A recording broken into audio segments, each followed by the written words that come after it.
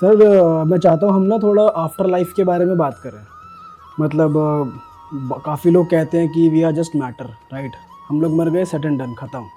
काफ़ी लोग कहते हैं कि हम जब मर जाते हैं तो सोल होती है, फिर उसकी मोक्ष प्राप्ति होती है। व्हाट इज़ योर ओपिनियन, आपका क्या कहना है?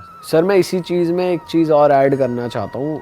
बहुत लोग इस बात का मिसयूज़ करते हैं, अगर तुमने इस जन्म में ऐसा करा अगले जन्म में कुत्ता बनोगे, या जो लोग एक पर्टिकुलर चीज़ करते हैं उनको अगले जन्म में जानवर का मिलता है, चींटी का मिलता है। कई लोग कहते हैं नहीं, जो इंसान है वो इंसान ही बनते हैं।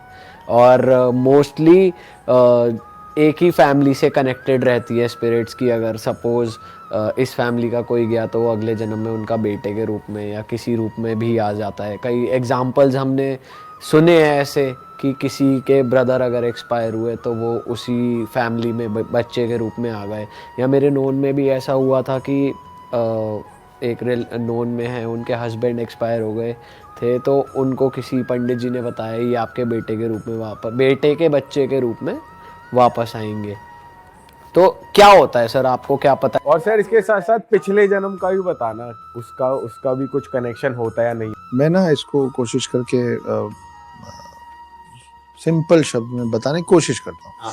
अब मैं कोई विद्वान नहीं हूँ यार, मेरे को जो सही लगता है, मेरे को जो समझ में आता है, कुछ पढ़ा है, कुछ सुना है, कुछ खुद भी आकलन करके सोचा है कि शायद ऐसा होता हो। ठीक है। आफ्टर लाइफ और बिफोर लाइफ के लिए मैं आप लोग को एक इंटरेस्टिंग सी कहानी सुना देता हूँ। कहानी आप लोग को सुनना भी अच्छा लगता है, सुना भी अच्छा। तो रामायण में राम ने बाली को धोखे से मारा सुग्रीव का साथ देने के लिए। उसके बाद पूरा रामायण हुआ, राम सेतु हुआ, सब हो गया, वो कहानी खत्म हुई। राम वापस विष्णु अवतार में ऊपर गए, तो विष्णु जी ऊपर पहुंचे, तब उनको समझ में आया कि इनका गेम बिगाड़ दिया है हमने।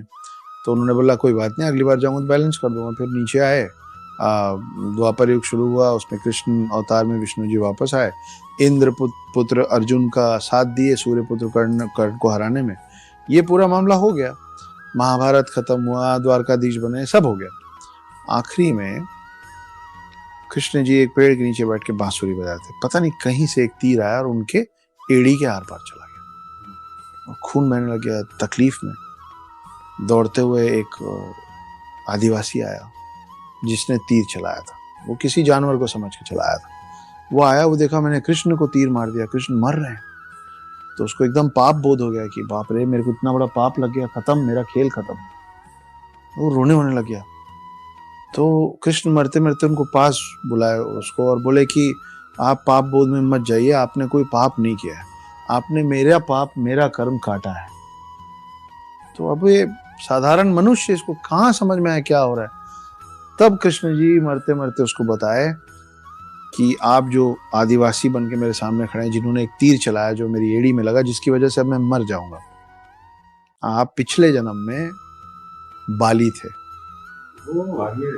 और मैं पिछले जन्म में राम था और मैंने एक तीर से आपको मारा था। मैं तो मेरा जो कर्म कटना है, जो पिछले जन्म में मेरा कर्म नहीं कटा है, वो इस जन्म में मेरा कर्म कट रहा है, इसलिए आपने मारा। तो आपके ऊपर पाप चढ़ नहीं रहा है, आप मेरा पाप खत्म करो। एक कर्मा का एक साइकिल कंप्लीट हुआ है, अब मैं मोक्ष की प्राप्ति के लिए जा पाऊं।